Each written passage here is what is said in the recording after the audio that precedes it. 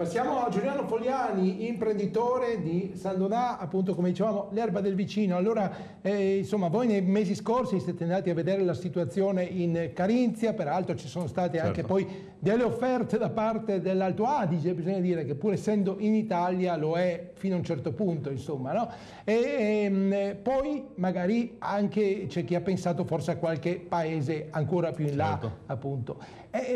Adesso questa situazione come la giudicate? Cioè ci sono ancora più ragioni per andare via dall'Italia, oppure magari il fatto che ci sia stato un terremoto politico, insomma, voglio dire, può anche aprire delle nuove prospettive? Le prospettive in questo momento nel nostro territorio sono veramente difficili nel settore dell'economia, soprattutto dell'edilizia, perché gli enti pubblici non emanano lavori, le imprese edili sono ferme, nel settore privato le famiglie non ricevono mutui, per cui siamo veramente bloccati. E poi abbiamo visto questo dato veramente agghiacciante, insomma, di una piccola impresa su due che non riesce neanche a pagare... È un dato veramente agghiacciante questo. E quindi la soluzione è una realtà vera. È quella che si riparte, diciamo, con l'immigrazione anche?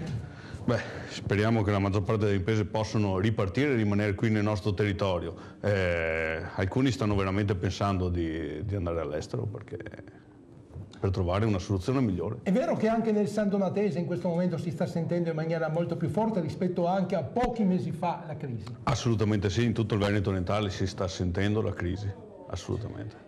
Io ringrazio Giuliano Fogliani, chiudiamo con il comunicato editoriale di cui abbiamo dato lettura